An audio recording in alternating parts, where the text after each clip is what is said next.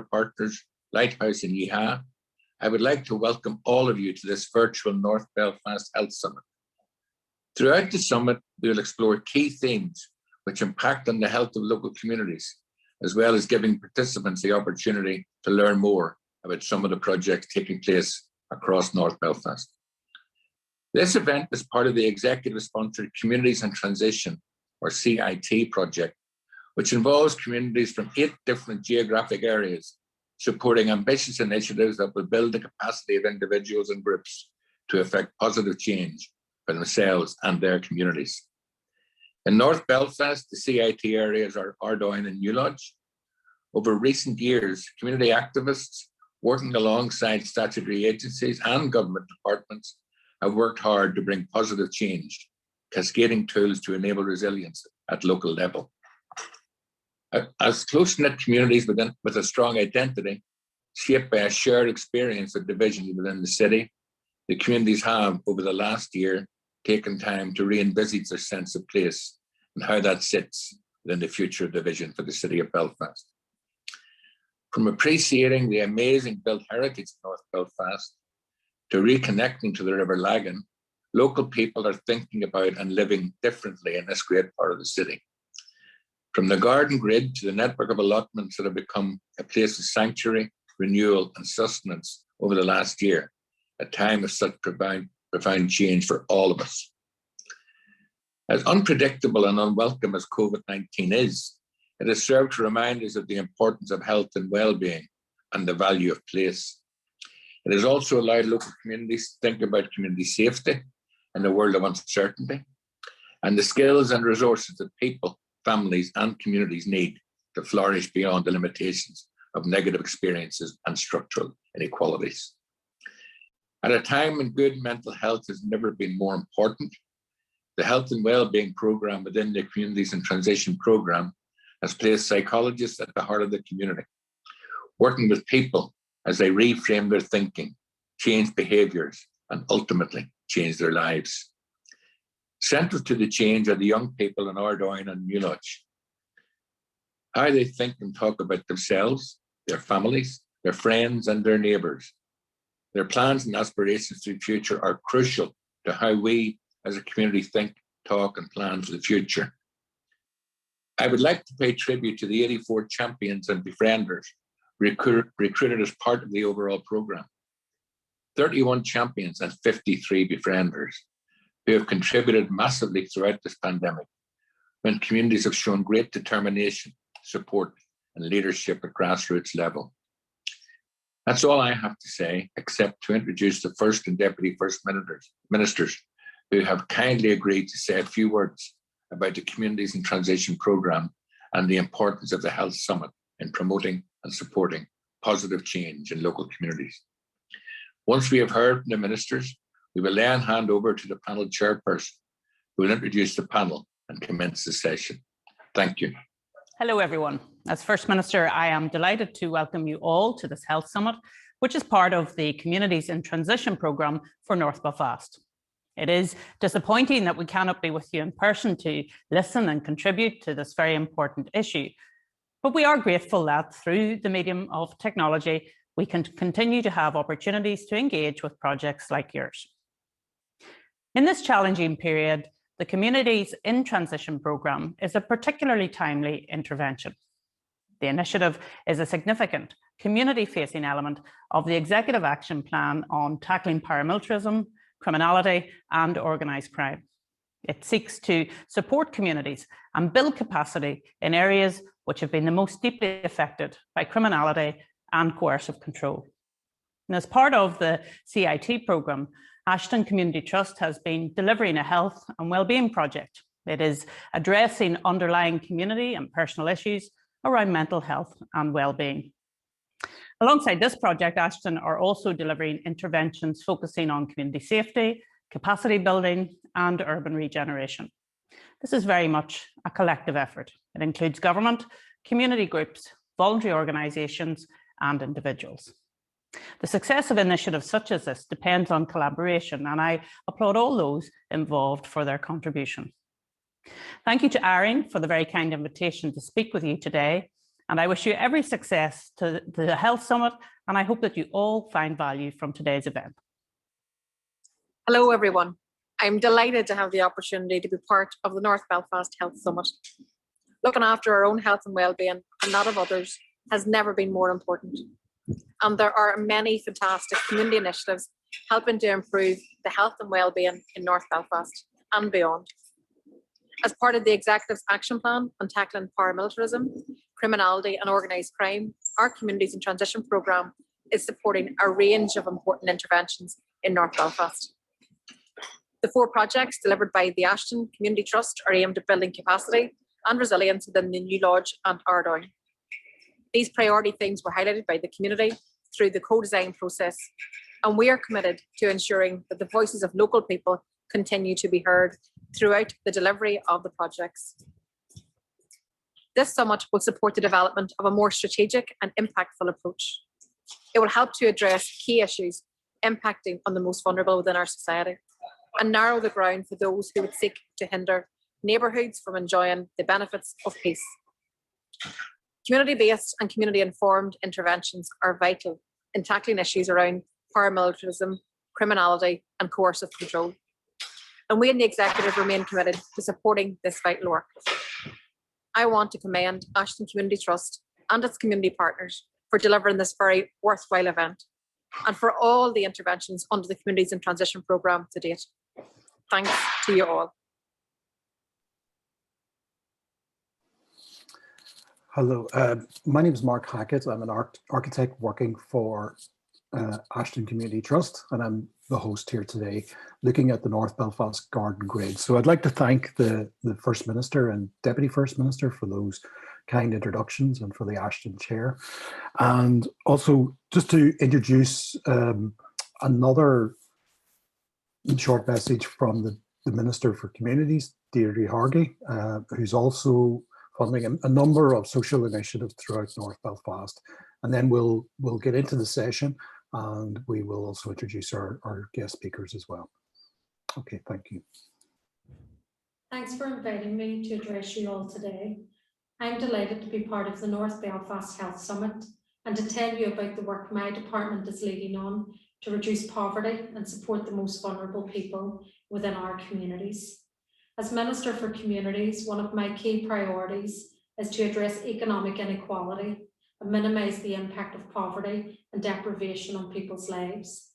The themes at this summit, including health and well-being, capacity building, urban regeneration and community safety, are issues that are very close to my heart and which are central to much of the work within my department.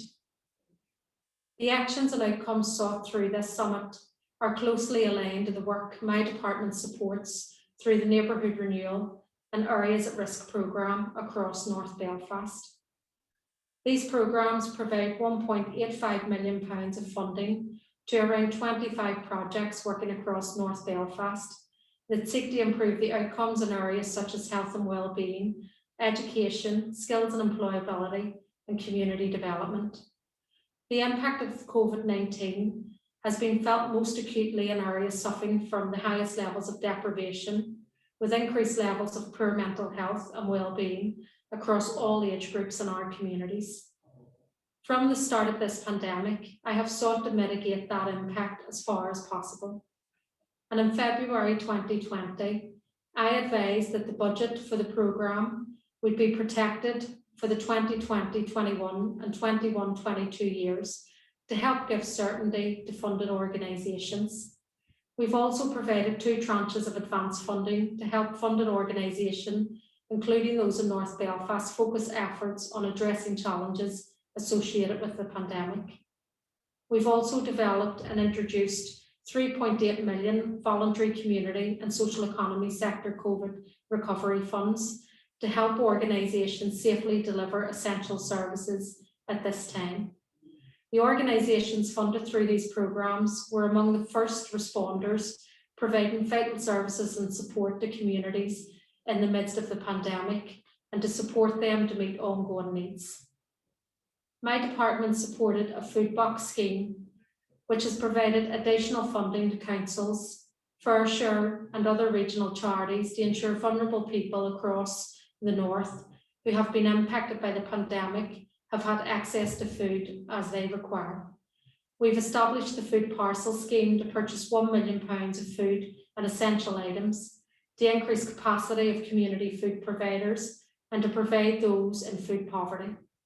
In North Belfast, nearly £60,000 has been allocated to various groups, including those who are ordering and distributing food and essential items to support those in need in the local area. 902 households in North Belfast have received fuel support through the Warm, Well and Connected initiative. The community wellbeing projects are delivered through the Healthy Living Centre Alliance and address loneliness, isolation, connectedness, emotional well-being, physical activity and eating well. 406 people in North Belfast have participated in local wellbeing programmes. North Belfast Partnership, supported by Belfast City Council, coordinates a COVID-19 community response for all aspects of emergency support servicing, all North Belfast, as well as homeless people rehoused across the city. A committed team of 50 volunteers from agencies across North Belfast continue to come together to resource the food bank and provide shopping services and prescription collection services. They provided face-on benefits, debt and tribunal representation, as well as operating food bank and delivery services on a nightly basis as part of the homeless outreach. As we look to the future, my department is leading on the development of 4 social inclusion strategies in partnership with expert panels and representatives of the community and voluntary sectors. These strategies, which include the anti-poverty strategy, the disability strategy, the gender equality strategy, and sexual orientation, LGBTQI+, will help address the inequalities and barriers that people face every day. In terms of community planning, we need the input of local community to assist the council and its community planning partners in making improvements to the social, economic and environmental well-being of the area. Community and voluntary organisations, such as the ones represented here at this summit, have a crucial role to play in improving the quality of life for our communities. You know what communities need and have the expertise to effectively engage people, service users and potential users. And I wish you all the best as part of the North Belfast Health Summit and thank everyone involved for their commitment in these difficult times. I'm committed to developing better ways of engaging communities, and I invite you all to consider how best we can work together to deliver a common purpose of supporting people, building communities and shaping places. Have a good conference and thank you.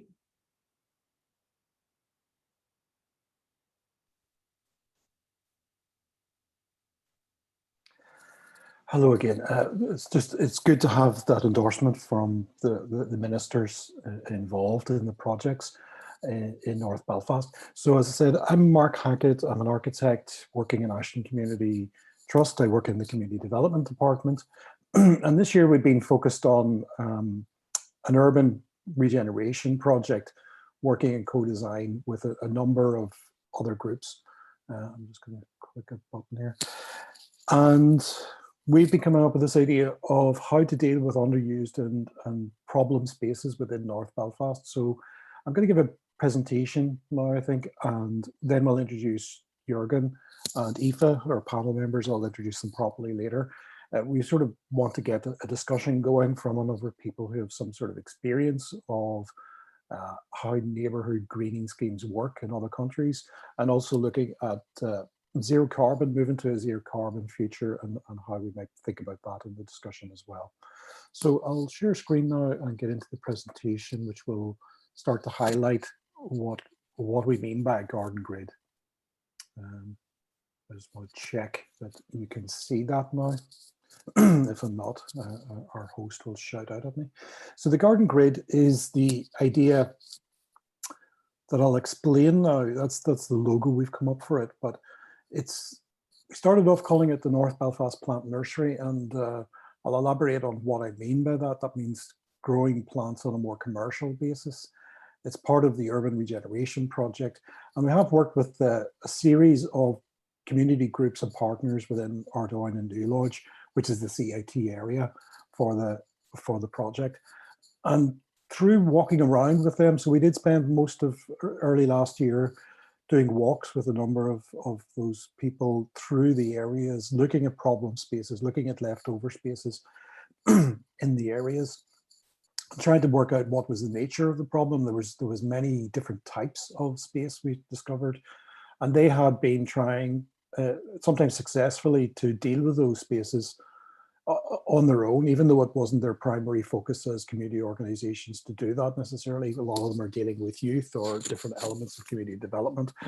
But they had all been attempting to deal with these problem spaces, and it was a recurring problem, and the scale of the problem was obviously an issue for them as well. So we kind of co-designed a solution. We picked up on their experience, years of experience in New Lodge, certainly, that we had, and an engagement with residents. So through those community groups, we are able to gather the thoughts and problems that residents face in this part of North Belfast, but also I think it's quite applicable to many areas.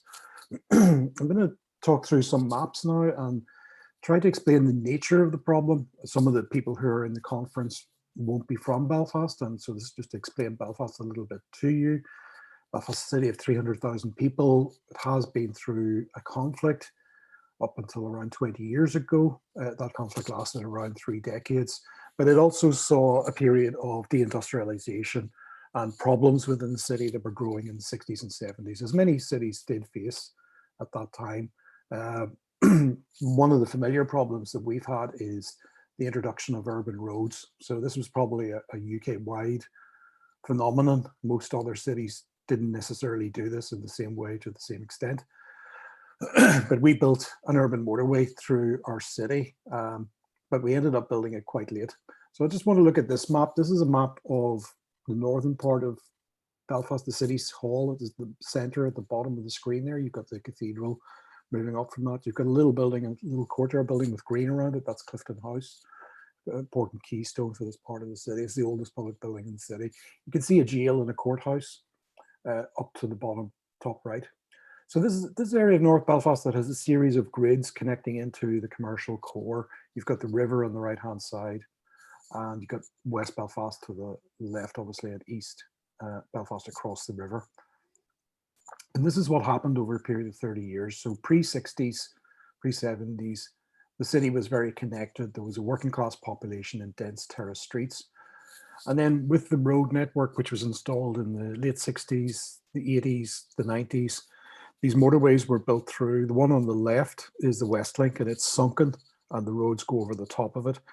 But what you start to notice in these maps is that not only have the connections between the city centre and the neighbourhoods being cut, but also all the side streets and all the housing areas were rebuilt. So almost everything on this map outside the city centre was rebuilt in those 3 decades, and rebuilt at low density. That's a drawing from the 1960 publication. And you know, at that time in yellow, you can see redevelopment areas. So the motorway was also an issue about redevelopment and the sort of questionable nature of how that was done. It was generally people shifted off territory and not really rehoused, moved to other parts of the city, and most of those areas actually disappeared or rebuilt at low density over the next 20 or 30 years. The motorway was never built in completion. You can see the dotted line to the south of the city.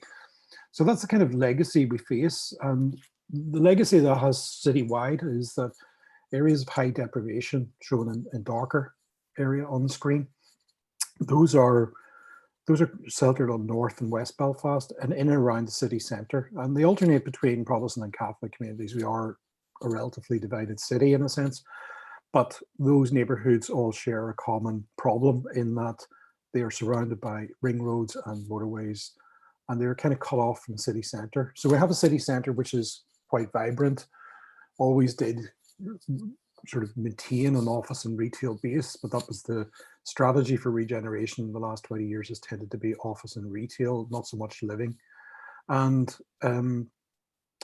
more laterally tourism.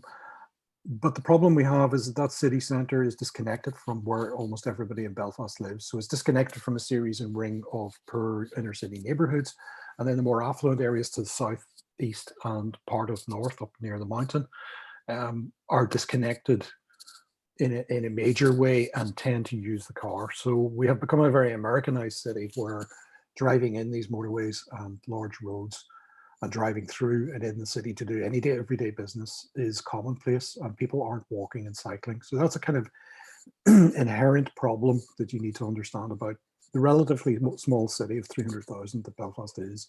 It's got major problems. There's beautiful mountains to the left and the west there, the sea, the docks where the Titanic was built, and the blue line of the city limits. So as you get into the city centre, you can see that more clearly. We've tended to call this the grey donut because it's all asphalt and tar macadam, car parks and roads and shatter created by roads. So generally when you build a road through an area, not only does it take up that space, it tends to shatter 20, 30, 40 meters away from the road in terms of making it unbuildable, underground service and so on. And that's the legacy of some of the spaces that we've been left over with, really difficult spaces that are hard to build on, very unfavored, and have multiple technical problems underground or with air pollution and sound. So that's one major problem that we have. But the city core is quite vibrant and many people are driving in, working there, not too many people living, and driving out again at night. So we've kind of got the classical American issue of, in a sense, flight to the suburbs and surrounding towns, driving in to use the city core, driving out, and the preference of the car as a way of moving around the city. The other legacy for that and how the city grew was that this is a map that I call not within 1 kilometre. A lot of cities start to define the access to green space and parks, that everyone should live within 1 kilometre of a city park, and that's a standard, and they should live within 200 or 300 metres of a more minor green space of quality, and that's important for their health and well-being. But everybody within that purple line is not living within 1 kilometre. If you sort of see the parks, you can see a little line taking a route, a theoretical route, and that's one kilometre long. So you can see everybody that's not within a mile, or sorry, 1 kilometre of a park is quite a large section of northwest and central Belfast and parts of east as well. So that's a really major problem, and has been a major problem in COVID. Sorry, I'll just go back to that. The next thing as we move to the city centre is, you know, we've got a new university happening, which is a good development in the sense that it will bring people and, you know, a long-term investment into that part of the city core. The worry is that we have a barrier between that and the communities that most need regeneration. So this is the curve of the map, is the motorway. The red space represents underground roads or embankments with high level roads. So those are the spaces that people simply cannot be. They're effectively a wall that you cannot traverse as a human. You can only do so in a car. And the next slide, the spaces to get through that, tunnels and bridges over, are pretty intimidating spaces as well. They're poorly designed, poorly lit, nobody lives around them, and they feel dangerous at night especially. And they're full of car fumes and noise and issues to do with traffic. So that kind of isolates. And the worry is that that university doesn't really connect into North Belfast. That's a wider problem we have. But the area we're looking at is just in the top middle of that picture is Newlodge. That's the area quite close to the city centre. And we look at the two areas in the CIT urban project. It's Ardoyne on the left and Newlodge. Now that's to say, we looked at the spaces within those areas, but I think I was very conscious that we should come up with a method that could be expand out to other communities and also connecting into Sailortown as well. So there are other communities that have the same set of issues beside Lower Shankill, Tigers Bay, Lower Old Park, Shankill itself. There's many areas in North Belfast and throughout the city that share this generic sort of problem. I think that's something we should touch on. In Ardoyne, there wasn't so many, wasn't an extent of vacant space in red identified, but some of the vacant spaces that were existing were very, very problematic in terms of very unresolved space that were creating in the site of antisocial behaviour. Most of Ardoyne is kind of hemmed in and quite dense. In Newlodge, it's kind of the opposite. It's it's quite a dense community, but it's also got an awful lot of open space that's very undefined.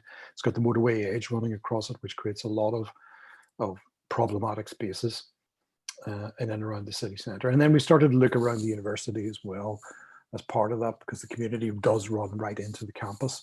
And the interesting thing we found was when we started to do the walks and map these, so there was a walking and mapping exercise going on, that when you pull them all together, you get, I think, yeah, people in Belfast will know that green space is Clifton Cemetery. It's a beautiful walled graveyard, almost 200 years old. And it's a space that we can't unfortunately get into very often, but when you do get in, it's an old graveyard. It's not active. It's got very mature trees and beautiful stone wall around it. It's quite a big space, and you can see that all the spaces that are wasted in that area come together to make almost twice that area.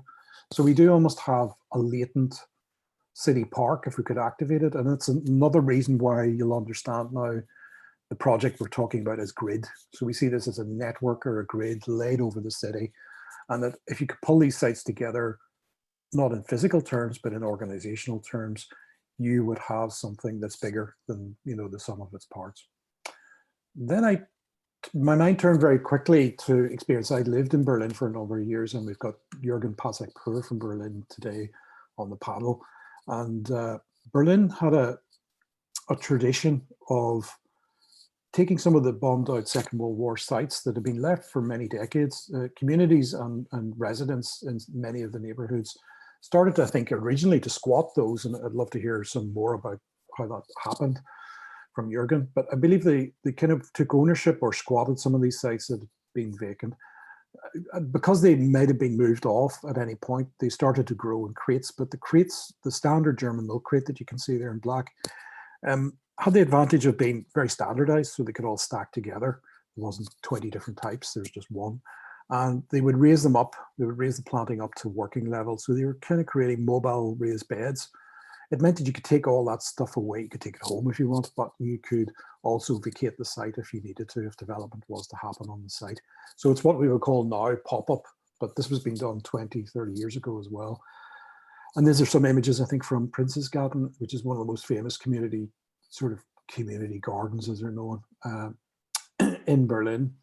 If we look at the next image, you start to see they're building some structures in summer. So in summer, they tend to activate these spaces now more readily for events and pop-up cafes and so on. But in winter, they would tend to migrate back down into latent planting.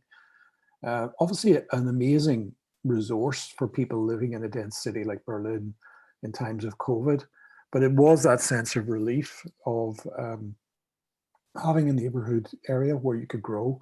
Also, the idea that people have a romantic idea about allotments and community gardens, but they do take quite a lot of management.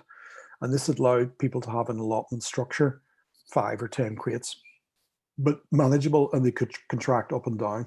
So there was a way that people could take ownership of each crate and grow there, but work on a collective basis, share water, share knowledge as well.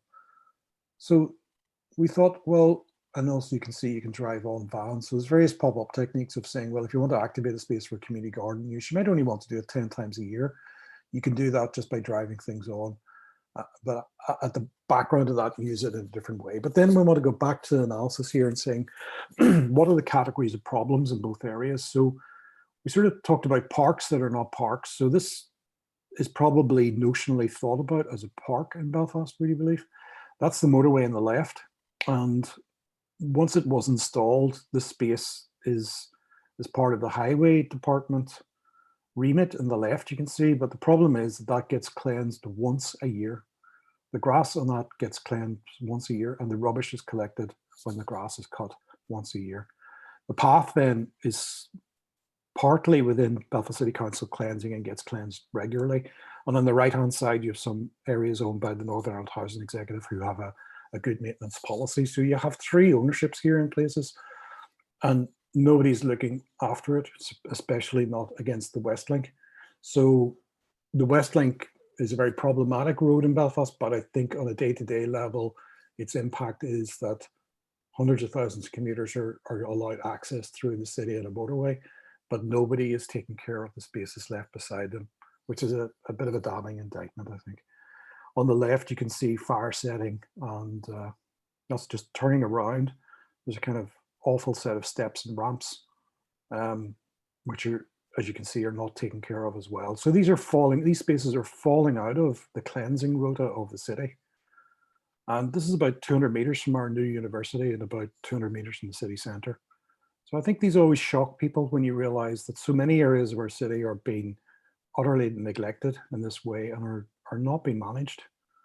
And this is not the fault of the community that live there. They are merely inflicted with this problem that we are now trying to find solutions to. We consulted a number of years ago and we said, well, look, we can't change this green space. You can't build on it because there's a lot of underground pipes. It's very hard to turn it into a mainstream park, but we thought we need to find some way of pulling it together, possibly putting good quality fences and hedges around it to define the edges, but also lighting and a path. And there was a notion that this should be left open 24 hours a day and maybe not closed off, but that we could start to bring down some of the fences around the football field and the playground into low safety fences rather than high security fences. And we could start to manage it. But the key thought that the community, we knocked doors on the edge of all the area. And the key thought was that we really needed local area wardens to clean and just deal with any antisocial behaviour quite quickly, rather than having to rely on normal city services, which can be slower to pick up on problems. That if we had local wardens, they would be known and respected and could work with community groups. And also then people could really start to take ownership of the park, maybe do allotments and so on. So that was 2 or 3 years ago. That idea was consulted on and thought about. We're also taking away those steps and ramps. But the next level of problem, there's streets which are not streets. So when we get into New Lodge, it was built in the 1960s, and there's a whole series of laneways, which I'll show you shortly, but I'll just give you that map overview. In yellow, these are not real streets. They're 2 to 5 meter wide laneways, which go between the houses, and those are the principal ways of access. And then you've got the tower blocks in red, and they have green spaces around them. Now, that's actually not the way they are. That's a proposal I put. The problem with the tower blocks is they're mostly set in concrete. And I was suggesting in this diagram that they pull together in one large curtilage with a small car park and a management, and that green space should be allocated to those towers. But at the minute, I think we'll show photographs of the towers sit with little fences around them and like frightened ladies with big skirts. You know, they have a little frilly edge around them that protect them, but then there's a kind of no man's land all around the tower blocks that is owned by nobody. So the streets that are not streets throughout, this is an image from our drawing. This is very typical of a road dropped in, a dead end road dropped in. No, sorry, this is a road, but you can see a lot of the houses, a through road that leads to a park in our drawing. You can see almost all the houses are facing back to front. And that's a real legacy of that 70s to 90s decades of housing and restructuring of our streets, is that rather than decant and slowly rebuild housing, they were cleared en masse and new networks were laid down in a very chaotic and disorganized way and left a lot of back to front streets. So there's a massive legacy of that. I mean, I think we've charted 350 back to front streets within a 10-minute walk all around the city. And I remember photographing that around 10 years ago and presenting that in some research. So this creates a huge problem for managing those spaces that nobody looks onto. And then when you get into the laneways of New Lodge, you've got these, you know, a little garden on the left, a side garden, but that's a bedroom above. We're looking at the beam of a bedroom or a bathroom. And it's just a bizarre, that is a public road, a public street leading between 2 laneways. So it's just around the corner. You've got 2 houses in the foreground there, but nobody else in this district, all fences, no surveillance. You've got the tower blocks that you can see in the distance. These were built at a slightly different time, presumably meant to be some sort of idea of mews houses, but they weren't given any front windows. So basically you've only got your front door. You've got a 5 meter wide access lane, and you have elements of overpass bedrooms, curiously which who knows what sense they made. And when you get to the 1960s as well, as part of the Pinkerton area, you've got these sort of laneways that have zigzags, so they're very dead end and very little supervision in these spaces. But then within that, you know, signs of hope were within that people were making real efforts in this very difficult environment. You can see what happens when people are taking care of their doorways and improving them and planting and the outward show of confidence. So this was really the springboard. This was thinking we got to activate the gardens, and that has to be part of a solution. And you can see when somebody's activating their garden, it's projecting a sense of ownership and it changes behavior on the street. So back to that image of New Lodge, the motorway at the bottom, the tower blocks you can probably see as rectangles. If you map the public space, you'll notice on the left is the Antrim Road, if you know Belfast, and you have a series of housing rebuilt in the 90s and noughties in a more traditional form. So you get a kind of street network there that's maybe 30 to 50 meters deep and 80 meters long. And within each block, you get a group of maybe 20 to 50 houses coming together with frontages on all four sides. So you've got streets and what we would call blocks of housing. If you actually, I'm just going to pop out and zoom in. If you look at this group of four houses, they literally have a laneway to the side, a laneway at their front, which is still narrow. This is the street. Their backs face what would notionally be the street and the tower block. So those group of four are surrounded on all four sides by public space, as is that group of four. And when you move down, you get, this is a flat block, but here you've got two houses on their own. So what you find is that people are in very isolated environments where the public realm is actually wrapping around them. They don't have very much space themselves, but they are confronted with a kind of unpoliceable and unmanageable set of laneways. And the other thing you'll notice about this image is that the amount of public space. So the red area is area that is not owned by the community, it's owned by government agencies and meant to be taken care of by government agencies. And it's a very large area, as you can see in red. And as you get into traditional streets, it's a much less percentage. So there's more housing area given over to the management and ownership of people. And the streets are much more manageable as a coherent method. At the bottom of the picture, you can see those little, so that's one area. And at the bottom, you can see these are the public laneways I showed that are 5 meter wide. And they have sort of bridges crossing over at each end. And no front doors. They do have quite good back gardens, some of them. So the residents kind of get relief behind the walls, but quite often behind their garden wall is other areas of problems. This was maybe zooming out. This slide is probably in the wrong order, but this is the idea that we need to bridge through that aspect of the motorways to make connections. And then zooming in, this is another image. Sorry, I'm going to turn my phone off. Another image looking at the tower blocks, the laneways and parts of closures. So you start to get a feel for what's happening. There's tracts of unbuildable land as well. So in these areas, you get a pocket of land like this, which is left over. It's neither park nor is it garden. It's a public access lane through the middle. You get a space like this, which has a site of local antisocial behaviour, but that piece of land was not managed, or it is owned. And there's a family centre there on the left. For a long time, people didn't know who owned that land, and it wasn't being taken care of. So that's right in the middle of the area. This is one actually that's in the ownership of Ashton. It's a site that it is secure and not having antisocial behaviour, but it's a site that can't be built on mainly because, or difficult to build on because there's lots of large underground services connected with the motorway. So we were thinking that this fairly prominent site, which connects onto the street grid, could be a hub for the project we're going to talk about. And here's that laneway that is dropped out at the back for taking bins out. So effectively this road is to take out 5 bins. We've put in a whole road in the 1980s. And it just creates a very unowned space that nobody overlooks.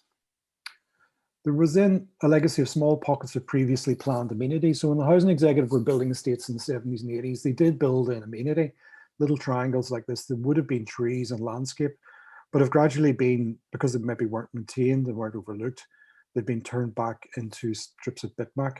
and these are laneways between it, streets. And again, here you can see another example. So often quite incoherent spaces as well, difficult spaces. This is up near a local school, but there's quite a large area that's not really planned or left. And this is after some housing redevelopment, new houses on the left, older houses on the right from the 90s. But still this little bit of land, which must be in public ownership, but is not managed and not taken care of very often. So it becomes a site of rubbish, and because nobody's owning it, it's obviously not, it becomes a problem. And then gardens that are not gardens. Well, as we looked in, we thought, well, people do have small buffer gardens that keep problems away from their window, but people in this area are really quite frightened by all the antisocial behavior and the nature of that uncontrolled, unmanaged space. They're overwhelmed by it, I think.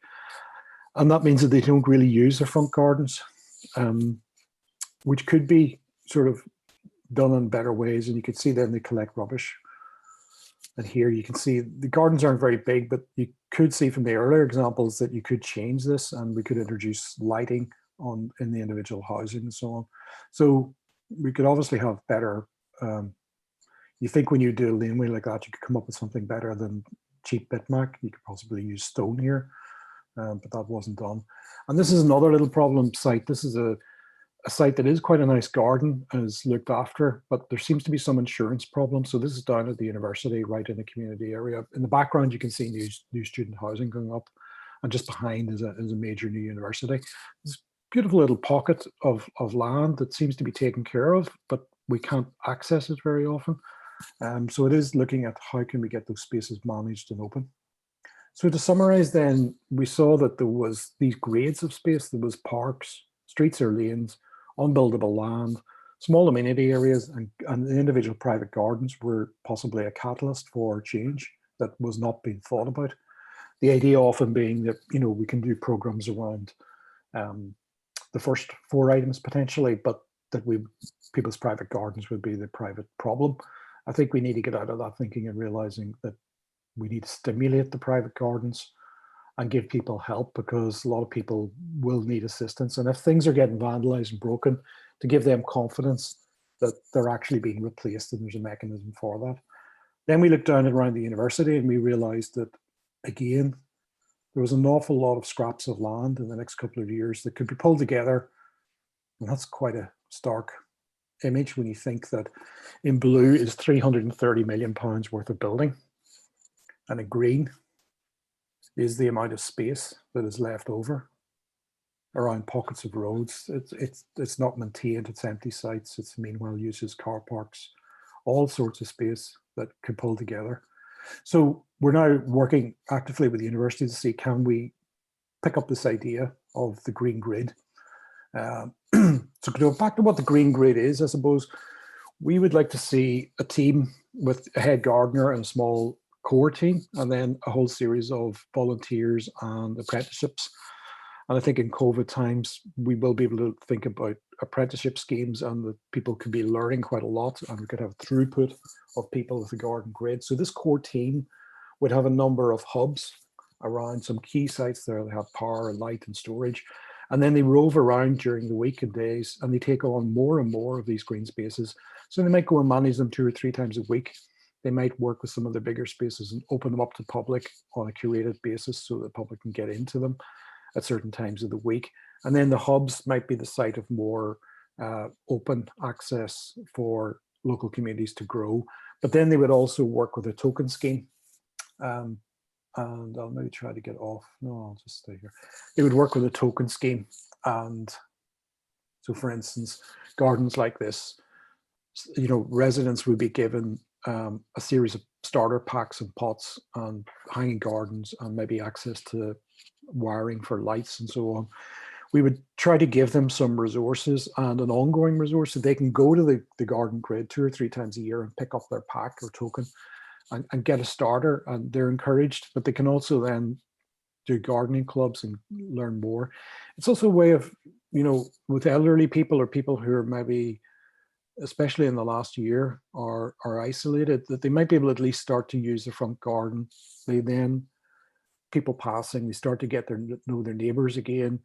If they're out in their very small front garden, it is a way of them projecting some outdoor space and safety to the world. And if they do it communally, if these houses band together and do it as a group, they start to say, actually, our alleyway, we're asserting some ownership over this. We start to see these rails getting covered in ivy or hedging. You gradually start to change it. So you don't need a large amount of capital to do this. It is about transition. And I think that's an important term that I want to talk about, is this idea that by small actions rolled out systematically, that you can start to create transition change in a very systematic way. So behind a lot of this idea is this idea of grids and systems. So that team would then be able to work also maybe with the university, the student housing. You've got the interchange there. We've talked about this over the last 3 days now. The new lodge runs up against this potentially big road interchange, which we'd like to see done in a very different way. You've got new student housing, which is very dense and has no green space. You've got new student residents who are realizing that they're now in the same boat as residents. They're surrounded by roads and a lack of green space. The university is the same. They've had a lot of concentration on trying to get their new building built, but they're now in an environment which is quite ragged still and will take many years to fully fix and regenerate and fill in. And that we need a meanwhile strategy to deal with the next year. And then in the red dots represent the Great Places Initiative, which was the program this morning, and how the Great Places Initiative going off to the left there, which is Clifton Street and Crumlin Road, that there's a series of green spaces on arterial routes that we could activate in and around buildings that can be made more accessible, or visual amenity for people walking along those rather tough, inhospitable arterial routes as they are at the minute. So I think that's the idea. And let me see, we'll stop share. And maybe Jürgen, I'll ask you to come out from your camera there. If you're there, Jürgen might be having a cup of tea. No, yours, Jürgen. So I'd like to introduce Jürgen Patzak-Purer. Jürgen and I met years ago. Jürgen came to teach and lived in Belfast for, I think, 3 years, Jürgen, was that right? Yep. 3 years. And from 2006 to 2009. 2006 or so to 2009. So Jürgen and I met each other at the University of Ulster doing some teaching in the architecture department. Jürgen's an architect, and he came to Belfast at that time in a new teaching post. And I think I would have to credit you, Jürgen, your curiosity about the city. You would sort of go to me, you know, what's going on here, Mark? And then I'd have to think, what is going on here, Jürgen? So it's probably stimulated me to try and explain things to you as I thought I do them then. And then we both tended to walk and work together and do bits of research. So it ended up, I think, you probably could be credited for one reason why I ended up setting up the Forum for Alternative Belfast with others was the need to kind of systemize thinking. I remember you joked one time that I was like the Mike Davis of Belfast, which I hadn't even known who Mike Davis was, Jürgen, at that time. So Jürgen is an architect in practice. I don't know your earlier story, Jürgen, but when we met, you run a firm called Bar Architekten in Berlin, bararchitekten.de. Your practice, I think, have won a number of interesting awards for housing schemes that you've developed as yourself. So your own practice has worked with others, and you have done that German Baugruppe, I think, method of building 2 apartment blocks now where you live and work in those, but then you also are able to sell and rent to other people. And it's a form of regeneration that has worked in Berlin and changed the city over 20 years. And so, you know, Jürgen is an architect who builds like that, but I think you cross the boundaries. You teach quite a lot, and you're currently doing your own research proposals that you've worked with as well. So, and I thought it would be really good to have your thoughts on this, Jürgen, because you did live here for 3 years and you were very curious when you came here, and I remember your curiosity about, Jürgen used to run around this city thinking it was Berlin and thinking, why are people not using all this vacant space, or why isn't there a kind of civic ownership being thrust? If this was Berlin, if Belfast was Berlin, the citizens would just literally be taking it over and wouldn't ask permission. They would just do it. They would just literally take things over. And what was it that was happening in Belfast that was making us hide behind doors and hide behind fences, and generally be a little bit too passive about taking ownership of our city. But I think I'd be interested to know if your observations changed as to why we do that as a kind of later point. So, you know, Jürgen, I'm really interested to see, I haven't seen that presentation maybe fully for the first time. What do you think of our idea? The idea is that we would get some funding this year to start that program, and we'd like to roll it out, and we want to build partnerships. So we really want to actually start this garden grid this year, but I think our big challenge will be how to make it more and more successful and more like a grid. So Jürgen, good to see you again. Well, thanks a lot, Mark, for inviting me, and thanks a lot for this fantastic presentation. It really brought back all my memories. My desire to visit is getting bigger and bigger. Well, I think what I found so astonishing about Berlin as well as Belfast is that there are a lot of, let's say, common issues. In Berlin as well as in Belfast, we were suffering from a kind of an inbuilt conflict into the fabric of the city. And due to that, a lot of dereliction within the inner city areas. And I was really struck by the amount of dereliction on one side and the enormous extent of, or let's say, the amount of comprehensive redevelopment that was kind of done, as you have shown in your presentation.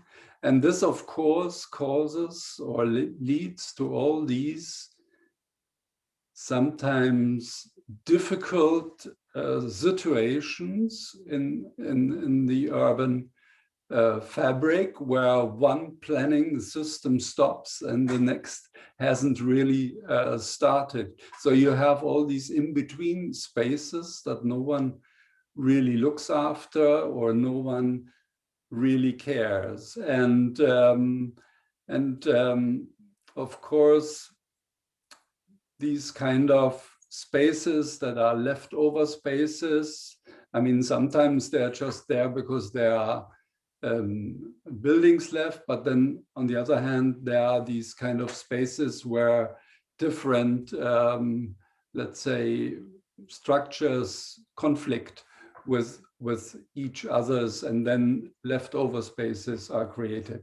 And Berlin has developed, I think, out of the shock of this enormous derelictions in the 70s and 80s, has become a, let's say, a citizen society. It started really with squatting, but I wouldn't call it squatting. I would call it repairing, a kind of a society of repair workers, because it was always the intention to repair the old fabric rather than just to squat and occupy it. Yeah. So the occupation, I think, wasn't really the primary intention. It was really to keep those old buildings rather than see them demolished. And in a similar way, I think let's say, if we're just talking about 1780s, and then in the 90s, after the wall came down, and of course there were a lot of new, sort of, again, leftover spaces still from the war, dereliction, but also from previous, the areas along the wall, all these kind of in between areas and so on. So a new something really very new developed, which was called interuse, I would say, Zwischennutzung, which is an idea of, and the people who were kind of familiar with this kind of, or who developed it, they were called we called them Spatial Pioneers. And they were then sort of becoming, instead of repair workers, they started out to become gardeners, you know, and started they had funny words like guerrilla gardening and stuff like that. So they suddenly went into these leftover spaces, like there's one behind myself that I put that I use as my background, and people, you know, start to garden, and by that a lot of other activities that you also mentioned. Of course, it can be combined with school, with education, with social exchange, and so on. So all these projects, be it the repair of an existing building or the, let's say, the development of a garden, of an urban garden, are great chances for the community to become active, to exchange, and to learn. And for that, I think Berlin is quite exceptional, because it always reinvents itself and develops these kinds of activities and strategies. And it causes a lot of other things too, that, you know, architects completely change their professions. You know, there are landscape architects that actually also work like that now, you know. They are not only planners, they are active gardeners, and they practice gardening as well as planning. So in a way, that's yeah, it's a great chance for everyone who participates. So there's hope for me yet, Jürgen, that maybe I can just stop being an architect. Yeah, yes, of course. I mean, yeah, I mean, we did the same thing, you know, when we built this Baugruppen project, which is a redevelopment of an inner city lot. And we developed a 7.5 story building, not only because we had previous training as, you know, as carpet makers, but we also as architects, we worked as architects as well as, yeah, handyman. You know, we did everything that was necessary to support and create this project. And in the end, we also worked within the flats and finished it up by... That's right, you did quite a lot of building yourselves. And Yes, exactly. So this idea of self-made and self-built, I think that can go on every scale, you know, and it's just, the important thing is to activate that through the process. And I think, you know, you have shown a huge problem in Belfast. But in fact, if you change a corner like that, maybe like in the background or the ones you have shown, it's such a tremendous success because people will see what can be done and what kind of effect it has, you know. So I would really suggest to concentrate on one spot, on a kind of a starting project, and that from that you will have a variety of offshoots. Yeah, I think this is very much our idea. We have, well, we have 2 or 3 sites definitely in mind to get started on right away. And I think maybe 10 sites we think are priorities, but as you saw, we have very, very, very many more. Yes. But as you say, it's about getting started, isn't it? And showing that it can happen. There is an example in South Belfast where a traditional terrace street has had a rear alleyway scheme that is quite often quoted. But you know, that is a mix of affluent neighbourhoods and student housing, and is a traditional laneway, which are also problematic in Belfast, but maybe not quite as intractable as some of these spaces. So we feel there's really a need. The initial stimulus is going to need a kickstart or something of this group who are there more full time. And I think, I suppose I would like to see this develop much more strategically. But I suppose without forcing it, we do need to kind of get the communities more active and empowered. But I think, is there any, it just struck me, Jürgen, that, you know, that happened. You've described how that happened in Berlin, and you've lived in Belfast. And I know that you, when you were here, you were not bemused. You were struggling to understand why people weren't doing that here. And do you have any thoughts at a distance now as to why that maybe happened? I know I have my own thoughts about it, but well, you know, I talked to a lot of people in Belfast, and I always had this quite similar question. And of course, I was a foreigner, and even today, I don't know how much I understood of the real situation in Northern Ireland. But I think the main impression that I got, that to come out in the public, into the public realm, is quite something if you were exposed to all these happenings in the past, which kind of were forcing people back into the privacy. Door, yeah. And so I think where I see a real chance is in this. I mean, gardening is something, and cultivating is something very natural.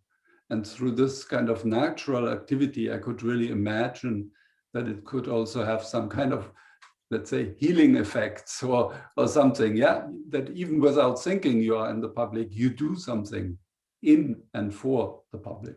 Yeah. I'm getting a comment through from the board here, and I am forgetting to mention that we do have a sort of great network, even in North Belfast and throughout Belfast, of community gardens. So what we are seeing is this is happening in parts of Belfast and parts of land that are, I know one at the Waterworks, for instance, but there's a number of community gardens that have set up.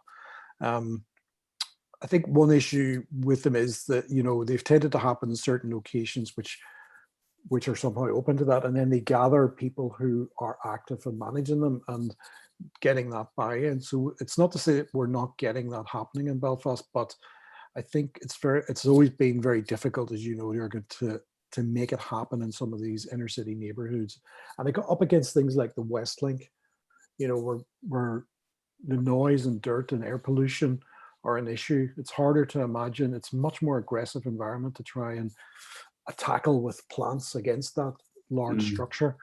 But I think that's part of the ambition, to try and see if we can get this. I sort of struggled to call them community gardens, because I think one of the issues with community gardens as they've worked out in Belfast is that we have I'm not sure, we might have 10 or 15 or 20 of them in the city now in various places, but they rely on the volunteer labor to get them going, and those are great initiatives. But how do we tackle the fact that we've got 40 or 50 spaces that are really tough in an inner city neighborhood is another level of problem, I think, isn't it? So it's just, I'm wondering, is there any other comments? That's the only comment I'm seeing so far. So I think at some point we're going to get Aoife Hula and Weiberg in, and Aoife's training, I'll introduce her when she comes, but her training and thinking is, she's a new professor in the Belfast School of Architecture, where you taught, Jürgen, all those years ago. Still working away. And so Aoife's a new professor there, and her interest is in emissions from buildings and zero emissions, but also zero emissions neighborhoods. And it struck me that as this program develops, I think there's the potential to really look at not just gardening, but serious growing. And I get the impression from the garden behind you that we're talking about proper serious growing of your own vegetables and food. Do you think that that's a I think that is a German tradition, but do you think that's really quite prevalent or active, that people are really feeding themselves from this? Partly, I think it can also, I mean, through the COVID experience, we have also transformed our garden here where I live into, let's Kartoffel? say, Are you growing kartoffel? we have been growing some kartoffels and carrots and so on. I think it can only be additionary, but I think even here in the house, which is also, let's say, a multi-family house with 5 floors, the big thing is really this exchange through the garden. Suddenly we are in permanent exchange. And I think that's the great thing that a garden can really produce and exchange with people you know, and also people who come because, oh, you have changed your garden, you know. So suddenly in a place like that, it will be suddenly a address. People will go there to have maybe a lemonade, a self-made lemonade and things like that are probably possible rather than the perfect food production. Yeah, so that's in a way limited, but it's still also possible. You know, there can be some sort of food production, and you could some even grow look after bees and produce their own honey and so on. So that's a real development, and I think it's part of a whole development, not only in urban planning and landscaping, but also in philosophy, that we think more and more about the right of the nature. Yeah, and we have to value and we have to support, let's say, nature. And nature, on the other hand, is also supporting us and producing this kind of exchange and interchange. I think we need to become much more aware of and kind of build it into our city fabric. And I think you may have noticed at the introduction, there was, I'm not so familiar with it, but within the health project that we're running, there's a whole series of befrienders. So that's a notion, I believe, of people who are looking out for their neighbours. And I think there is a big issue in these communities of an elderly population who feel, especially in COVID times, more and more trapped. And if you've got antisocial behaviour and so on going on outside your house, and you've a long way to walk to a park, it's very difficult to access good green space. So that there's a mechanism, as you say, that human contact, that knowledge, bringing people out, creating relationships, that all will have a fairly big beneficial mental health and physical health aspect to this. So that's how very much I would see what we want to do rolling out. So let me see, access for persons with disabilities, raised beds. Yeah, I mean, I think that there's talk here about access for all, and I think that's obviously something that can be built into these schemes, is that it's accessible for everybody. We've now got Professor Aoife Houlihan-Weiberg, who's the professor at Belfast School of Architecture, and maybe Aoife, oh, there you are. Good to see you. Hello. And I was just briefly introducing you earlier, Aoife, but your interest is meet Jürgen Patzak-Pur here, who I introduced to you by email, but yes, Jürgen, as I used to say, taught for 3 years in your school back in 2006 or so, and that's where Jürgen and I met at the time, and I'd actually worked in Berlin as well. So, but Jürgen was very curious about Belfast when he came, and it stimulated a whole series of research and projects, so we were reminiscing on that. But Jürgen's living in Berlin again, and if your interest is in zero emissions building and zero emissions in neighborhoods, and we've just been talking about the green grid and the idea of trying to change spaces, change even food production, but certainly relationships, gardens, getting people thinking outward. And I think there's another layer of that, which could be about transition. You've got these very old neighborhoods that I was going through in the presentation and showing the intractable problems they have. They've probably got fuel poverty issues as well, very badly constructed buildings, it's quite hard to imagine where the money is going to be to change those areas anytime soon. But I think we might think about retrofitting. But if you saw the photographs, probably I should have tried to brief you more with but you know, the photographs of showing of New Lodge, those kind of really flawed laneways and tower blocks and very difficult spaces. It's hard to know how you would refurbish them for another century of use. But just wanted to, if you wanted to say something about what your interests are and maybe how you think it applies to inner city communities and areas of high deprivation. And I know your students as well have been looking around the university area this year, so maybe you could talk a little bit about that as well. Yeah, no, I mean, I'm delighted to have this opportunity to engage, and just by way of background, I trained as an architect and I worked for 10 years at the Research Centre for Zero Emission Buildings and Neighbourhoods in Smart Cities in Norway. I don't know, Jürgen, if you know it, the Zen Centre, not Zen, but yeah, so we did a lot of research. We started with the definition of what is a net zero emission. And then we developed different, how do you calculate that, you know, a building scale, a neighborhood scale. And then the really important and exciting part was taking the research into practice and actually building the pilot project. So at neighborhood scale, there's about 9 neighborhood scale pilots, which are currently being developed as we speak. So there's a huge amount of knowledge, know-how on how to deliver net zero emission at building and neighborhood scale. But what's very interesting is, how do you take a concept that's being developed in quite an open and trusting society, and how do you take that concept and adapt it to a completely different cultural and social fabric? So it's not just about the emphasis, you know, on the performance aspect, but it's also the qualitative aspects, but also how do you integrate and engage with local citizens, because that's a really key part of Zen, is that it's very much citizen driven, and it involves citizen engagement right from the early phase design. And also not just architects, you know, it's about engaging with the wider community and how do you get them involved in the very early stages. So at the moment, I mean, I joined Belfast September, when was it, 2019. And it's a really exciting time to join the school because, you know, we have this opportunity to develop the research, but also we have this whole new campus on our doorstep.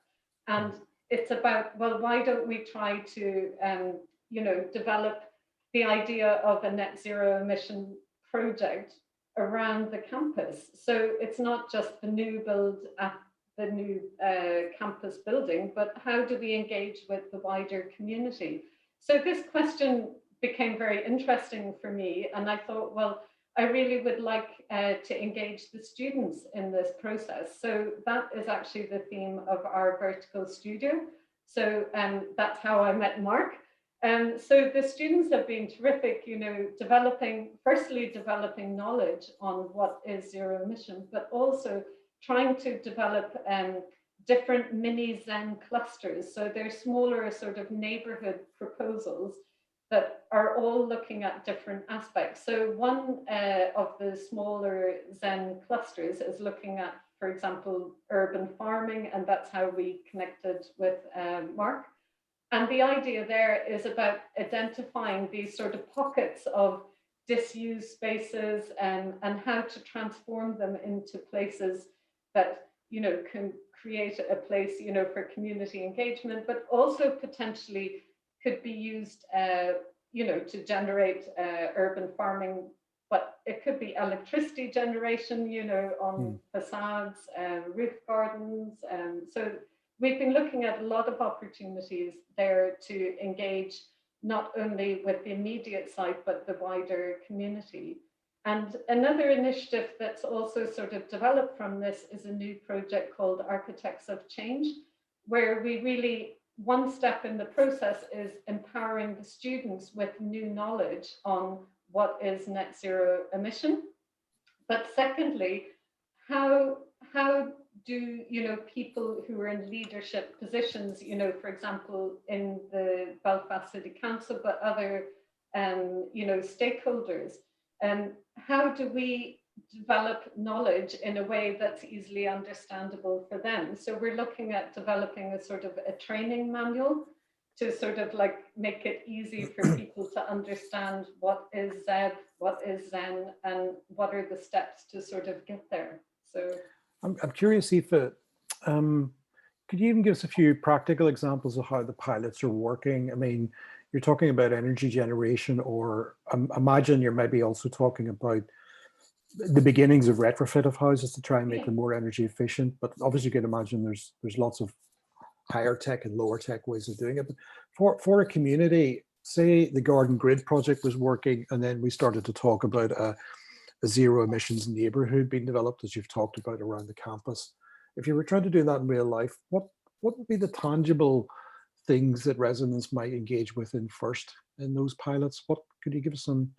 Is it facades or windows, or is it gardening and solar cells? What ways do you? Well, there's many. I mean, that's the beauty of it, is sort of finding those pockets of opportunities and seeing what they lend themselves towards.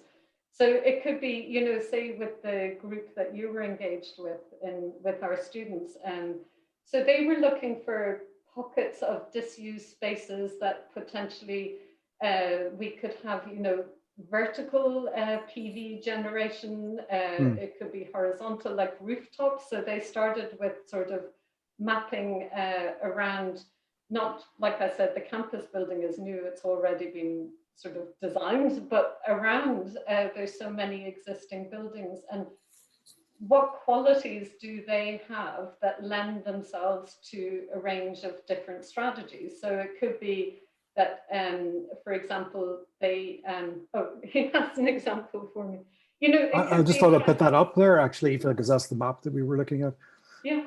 If I could have asked my students to come in and show you as well, but like one idea is that you just take a mapping of surrounding buildings and look for opportunities in rooftops, for example, to put photovoltaics. But it really depends on what you want to do with the space, but you need to kind of look at the space first and see what the opportunities are, what is the orientation, for example. You know, and it's not just about PV. There's many other different ways to do renewable generation, for example. But it could also be about trying to reduce emissions for transport of food into the city centre. So therefore, that's why you want to maybe try to promote urban farming, so that you're growing the food on site and that can be delivered to the, you know, the community. That can be part of, you know, generating new jobs. It's can be part of community engagement. So I'm just thinking, one of the challenges that we're all worried about is parking. You know, in South Belfast, there's a sort of inundation, or there was an inundation of parking, and North Belfast hasn't had that problem too much until more recently. And it strikes me that there's a number of things happening. I'd be worried that neighborhoods like New Lodge will quickly get into fuel poverty, that, you know, more affluent areas of the city will be able to make the transition to air source heat pumps or grid schemes or more insulation. And, you know, Green New Deals may roll out, but not roll out quick enough, and certainly not roll out necessarily to the poor neighborhoods, which are possibly in danger of getting demolished as well. There'll be some parts of New Lodge which people would say, well, it's probably going to get demolished in 20, 30 years, so we'll not bother refurbing it. So people could get left out, and there could be fuel poverty. And then I think the other thing is, as we shift towards electric car use, I'm kind of quite aware that electric car use will take away the worst pollutants in the city. But as somebody pointed out, an electric car is probably as, you know, anti-zero emissions, because it's a big physical object that is, the middle classes and affluent people are still driving around in huge vehicles which are powered by electricity, charged, but ultimately still take up road space, still have all the negative impacts of cars, and are very expensive. And that maybe car clubs is also another thing for an inner city neighborhood to move around, that rather than everybody being driving a vehicle, actually you can start to, as the price of new cars becomes higher, electric cars are relatively speaking going to be quite high priced. And we're going to have an elderly set of cars in poor neighborhoods, which are going to keep going until they are absolutely banned. So what I can foresee in 10 and 15 years is that actually areas of higher deprivation will have more polluting cars and everyone else will maybe shift it. But the big issue in Northern Ireland is we all like to own our own car, but we haven't really managed to make that shift to saying, actually, I don't need a car. Maybe I can rent a car when I need it. I can be in a car club, and those sorts of things were working in Berlin when I was living there. Yeah, the guts exactly. of 25 years ago. Yeah. 25 years ago, I remember the car club in Berlin. And so that those might be avenues that we could think about in this green grid project. We want to get the green grid going and transform the space and build the confidence of people and deal with health benefits, deal with relationships and getting them outward looking and taking more control of their spaces. But I think there's another layer which we would like to then bring in.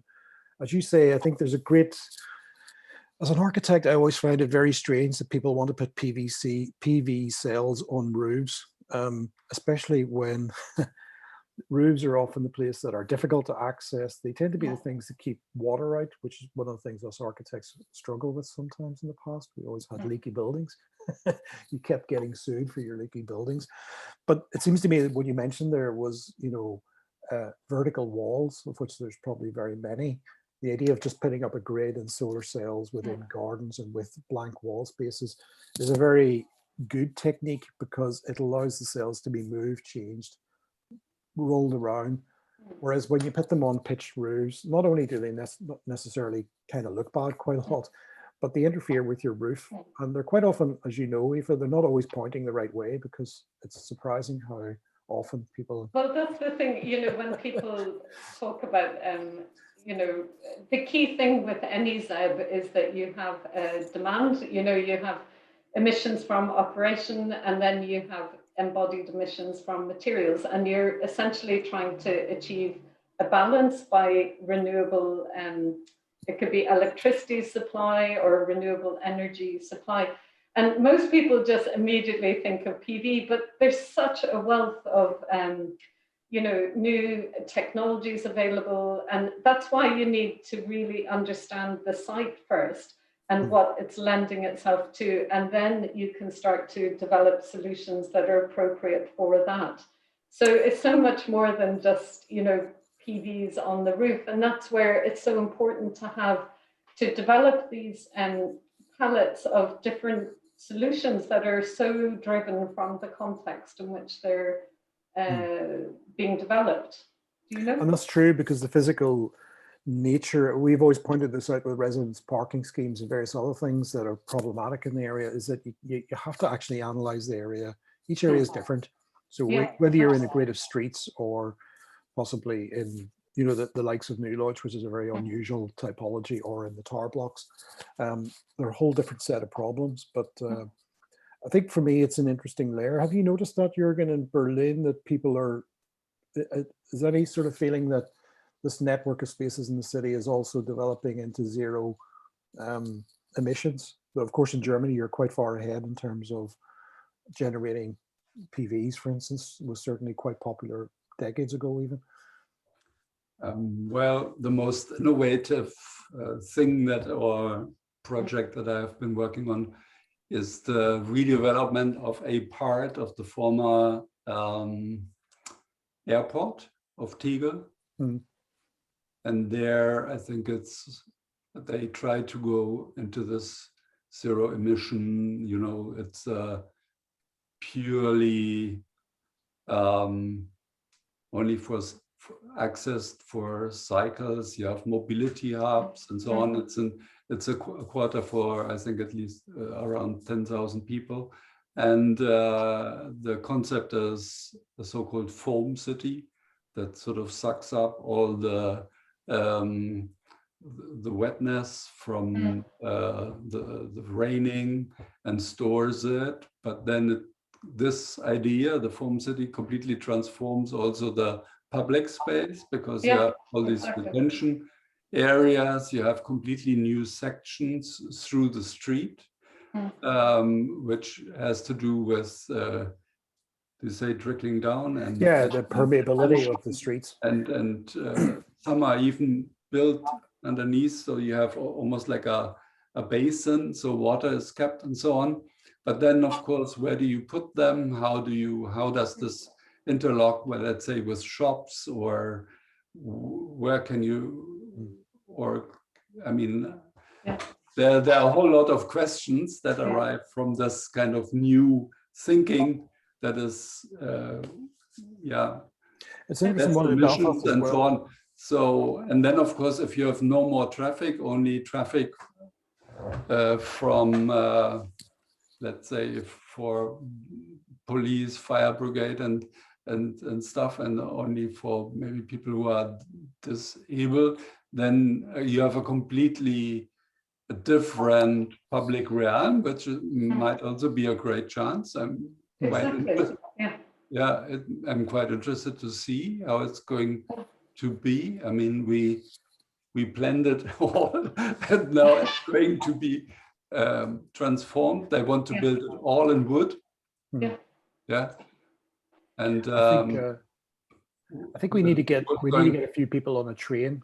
We can't get on a train. I mean, it's so exciting what you're talking about, Jürgen, because that is exactly the ethos, you know, in our approach. Like we were even, when we were looking at these sort of unused spaces, for example, we were even thinking, you know, could we create, you know, like the baths that you have in Iceland, you know, with open public baths, and they could be heated, for example, with geothermal. Well, imagine if you could try to introduce a pocket of like some sort of health and well-being bath around, you know, the university. So it could be a place, like if you think about mental well-being and exercise, that, you know, zero emission isn't just about the sort of technical points. It's also, you know, having some sort of like a bath for relaxation, heated with geothermal that's supplying the whole area. But it could become a place that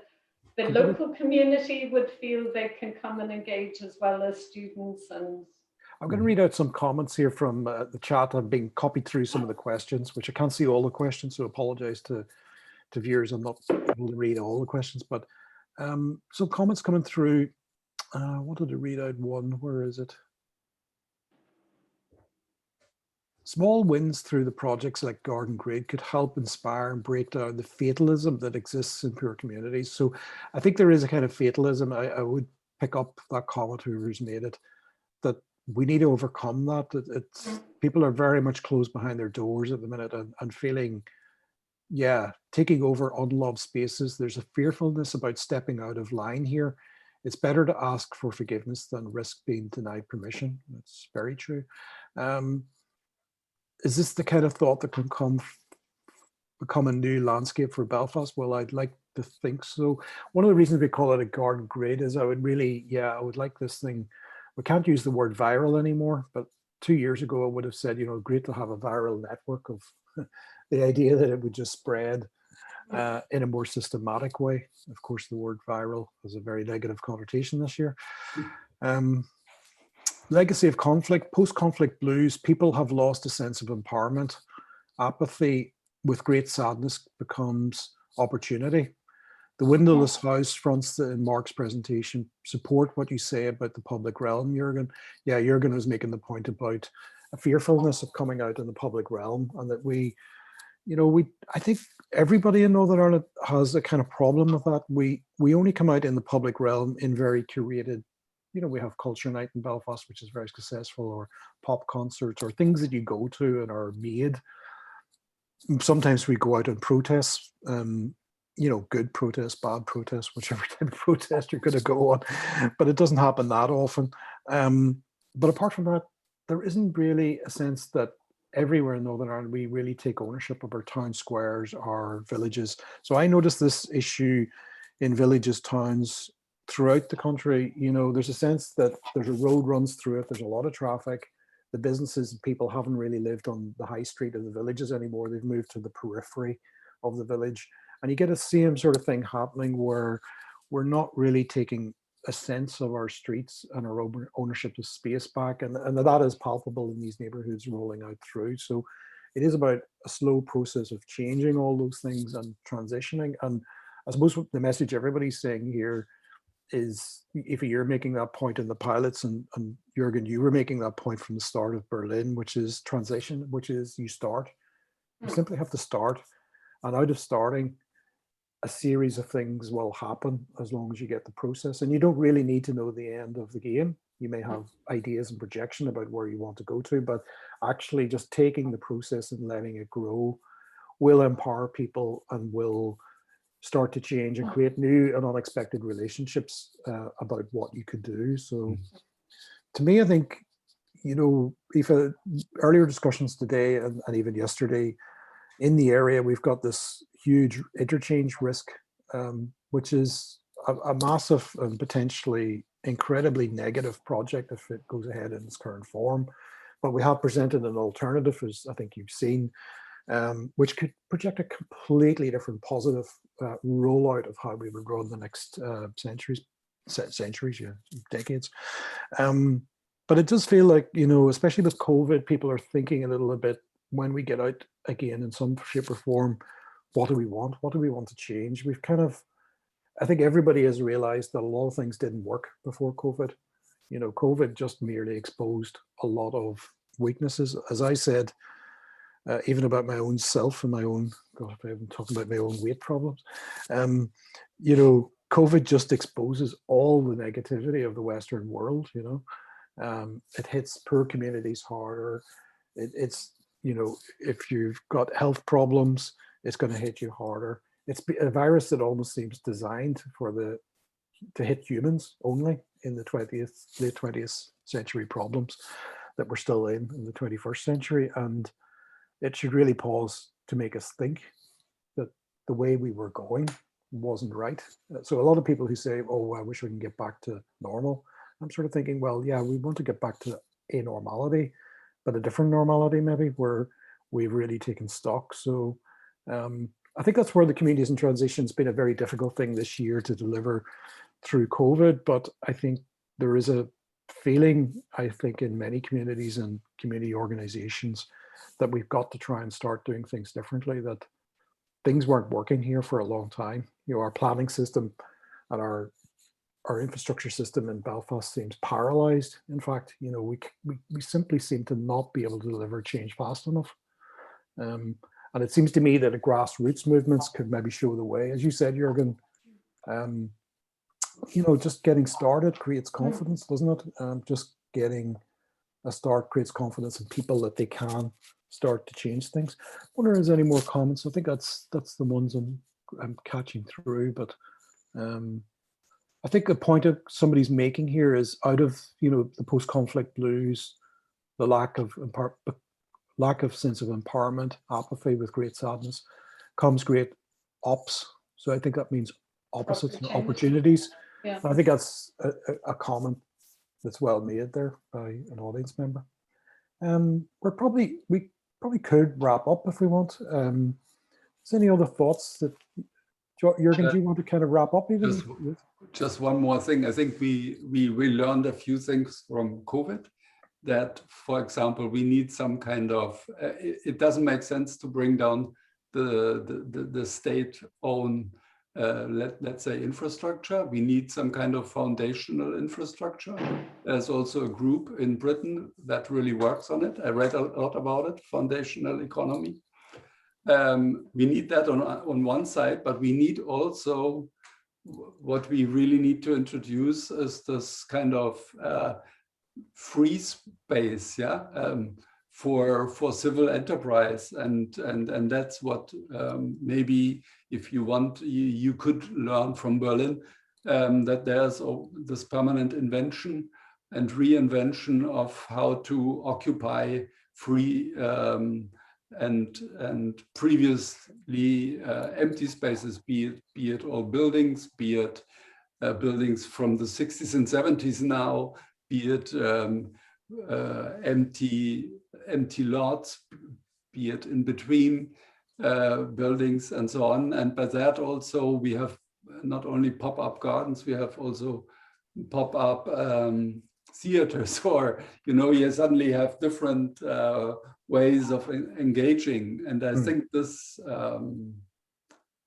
balance state on one side and kind of control and provision of services is important, but on the other hand,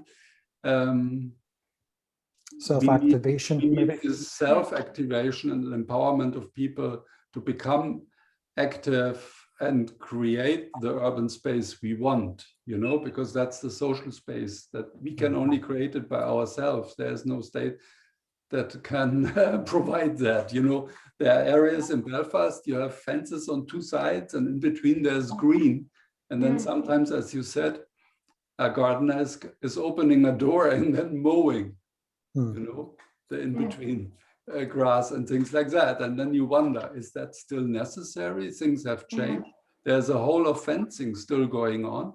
Like in Berlin, we have pollards all over, everywhere. So people can't drive with the cars onto the pavement. But we also have now, because we have a parking service system, we have these people who control where you park. So if you park on the pavement, you would immediately get a ticket. So do we still need the pollards? Do you still need all the fences? Yes.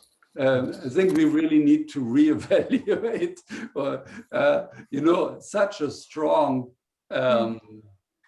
let's say, element as a fence. It has. Well, I always thought, Jürgen, you pointed out there's so many fences in Belfast, and even as a first stage, I always thought a fence is basically a vertical garden if you grow a hedge against it.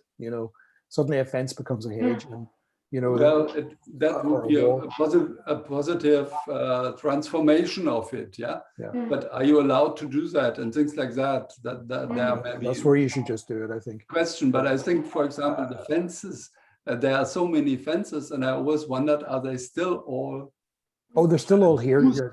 Or necessary, or could that be surveyed and evaluated? Maybe 50% can go now because we are 20 years. We should think about that. I'm going to interject here just before I talk to you, Aoife. We're going to mention that there's a poll coming up. It might come up on your screens now. So I think there's two questions the organisers would like you to hit yes or no on, and that just helps us do the poll. And maybe I'll just mention before I forget, there's another event tomorrow about behaviour change. So you can check that on the website, but there's another interesting idea about behavioural change and psychology.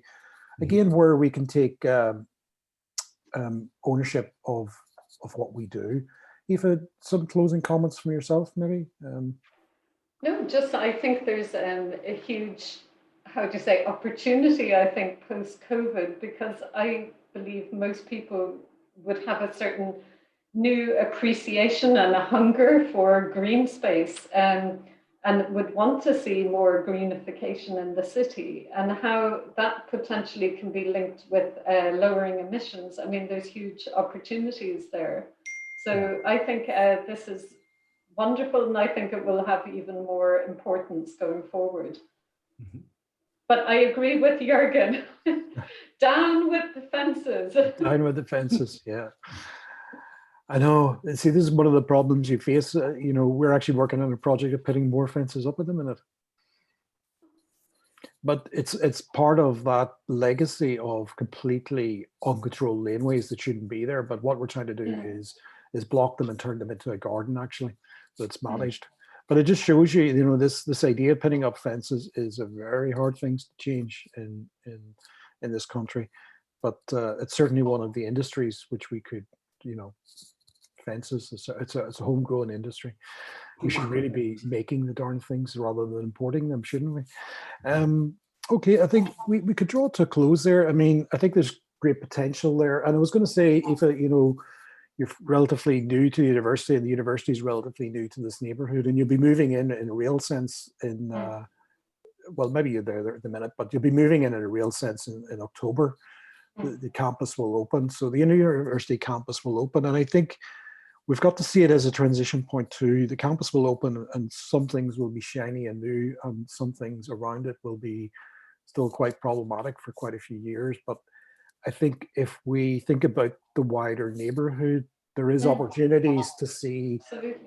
how we transition the whole thing. And I think what people are quite fearful is that the city keeps, the university could end up facing the good part of the city, and ultimately the barriers which we're trying to overcome will mean that the focus will not go into the surrounding areas. So I suppose I would always advocate that we keep our mind on, I always think you should do the difficult thing. Well, if you're going to solve a problem, I usually start with the difficult part of the problem. I don't start with the easy part of the problem, because I know I can solve the easy part of the problem. But what I'm always curious about in any project or problem, as a designer, you're generally a problem solver, and you want to get to the nub of the problem and the difficult problem. And I think that's the issue I would see with Belfast. Is I believe the city should put all of its energy and all of its time into solving the shatter zones around the city core, and to make the connections with the poor neighborhoods. Because if it does those two things, everything else will sort itself out. Investment will come, tourism will come, all the other things will sort themselves out naturally. But if we don't look at the difficult things that we spent 2 decades looking at, and I think the comment came earlier in this morning's conversation that the peace dividend is just simply not appearing in these neighborhoods. You could go into these neighborhoods and some of them are worse than they were 20 years ago. Certainly in New Lodge, I would say some aspects in New Lodge are worse than 20 years ago, because of the tower blocks and their aging nature. The transient nature of tenancies there means that there's lots of internal problems that 30 years ago, the people living in tower blocks probably had a greater sense of community and were more set there. So you're actually noticing in 20 years, we're going backwards. And I think it's one of the things that policymakers are often asking. They imagine that they're putting in lots of resources into this area and going, why is there no change? And you're thinking, well, first, there's not enough resources going in. I think that's a myth, that there's lots of resources going into the poorer areas of Belfast. I think when you do a proper analysis, you find it's not the case. It's a trickle of money, and we need to lever out change in a better way. And I think transition movements and empowering people have to be the way forward. We've had 20 years of programs that aren't really working. So I think maybe it's the programs that are wrong, not the people. Okay, well, will we say goodbye for now and meet each other offline in the next years and months to come? Yeah, hopefully in real life. So yes, in a garden, I think. Yeah. And Jürgen, I'll look forward to seeing you again. It's great to see you again. And if there's some people from Belfast probably even know Jürgen from his time here, so I'm sure they're glad to see you back here virtually as well, Jürgen. So you're always welcome in Belfast. Looking forward. Welcome back, definitely. Thank you. Yeah. All the best. Right. Yeah. Bye-bye. Take care. Thank you. Take care. Yeah. Bye. And I'll just finish. Okay. And I'll just finish with the organizers of the panel. If people could fill in your polls now, I think maybe the event will be kept open for another few minutes if you haven't got that. Abby, if you want to send me a message, if you think you've got your polls. Just reading out another comment. Walls preserve green space near the peace walls. This would normally be built on. Okay, thanks. So yeah, I think we should recognize that barriers and walls can be transformed as well. They don't have to be negative spaces. They can be greened up. They can be having PV cells, and we should always look at even barriers as potential opportunities. So as I say, thank you very much to our panel, and thank you to the organizers. Please fill in your poll, and we'll sign off, try to catch the event on behavioral change tomorrow.